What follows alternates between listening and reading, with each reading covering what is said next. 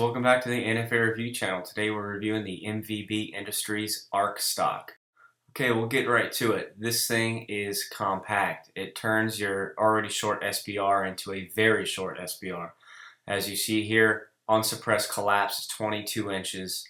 Unsuppressed extended ready to shoot is 26 inches.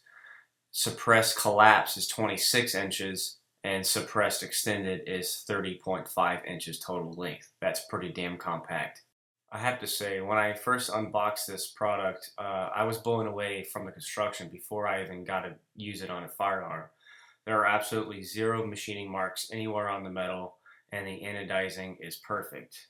So you definitely get what you pay for there. As far as construction, 70-75 aluminum on the main parts, and the collapsible bars are 17-4 heat treated and then black nitride coated. Alright, now we'll move on to the operation of the stock. Many of you will notice the similarities with the NEA and Troy offerings, and that's where this stops. This stock, as you know, is compatible with any bulk carrier group and does not come with its own proprietary BCG. As you see here, the release button is on the right side of the stock, and depressing it rotates this arm inward, unlocking it and allowing you to collapse the stock. The stock has a really neat feature built in, and it's the buffer retainer button. Depressing this button will lock the buffer back into the tube, aiding in disassembly of your firearm. What I like most about the stock is the obvious. It allows you to use your bulk carrier group versus the other offerings on the market that make you use a proprietary bulk carrier group. This is compatible with direct impingement, piston, and blowback bulk carrier groups.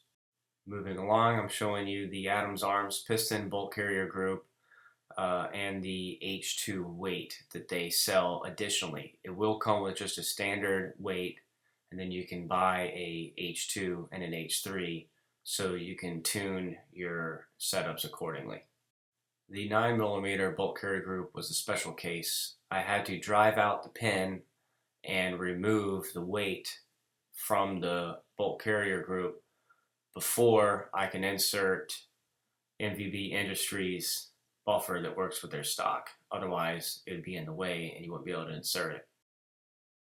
Installation of the stock proved simple enough, as I had to uninstall and install it on all three setups during testing, and I even did it in the field while we were filming on location, and it was simple. In fact, I didn't even need tools to do it because I didn't wrench down on the rear tube tight on purpose so I could do that. You start out by just screwing in the tube into your receiver. I would recommend applying a drop or two of blue Loctite just so it doesn't back out at all. You want to screw it all the way in till it is flush over your buffer retainer pin, just as you would with a normal tube. You also want to make sure the slot stops at the 6 o'clock position, because this is important in installing the next item, which is the actual stock body itself. All you do is you align the stock body and slide it over the tube and press it against your receiver. Obviously, when you're mating both surfaces, make sure the selector detent and spring do not fall out and or get pinched. Moving right along, go ahead and install the tube end, and you'll want to set the torque to 10 to 15 foot-pounds. For the video, I just did snug is good. Obviously, you'll want to do a drop or two of blue Loctite as well. And then you go ahead and drop in the two-part buffer spring with the large side facing in the tube and the smaller side interfacing with your buffer. Install the buffer pad side in and you're good to go. And as you see here, when I installed the buffer and spring, I press the capture button on the base. You can see it pop out just now. What that does is it keeps the buffer weight in the stock tube so you can separate the upper and lower receiver. Otherwise, it'd be in the way and you won't be able to open it. The clearances with the collapsible bars here were very well thought out, and they do work with the aftermarket Badass selector. I know some of you voiced your concern on my Facebook fan page, and I can assure you that the clearances are good and everything's good to go.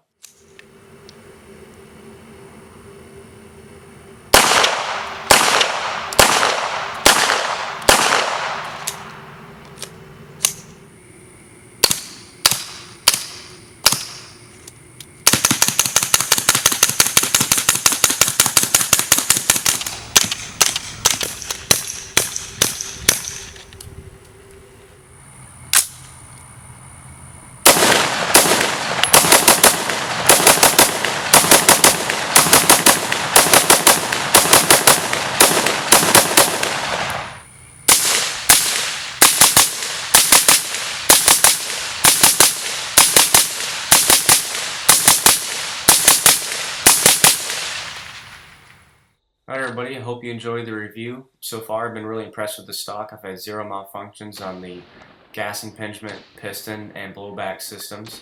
So that's good there, and the cheek weld is pretty damn perfect for such a small stock. It's not as short as the NEA, so the tube is actually a little longer, and the tube gives you a good purchase point for your cheek to rest on.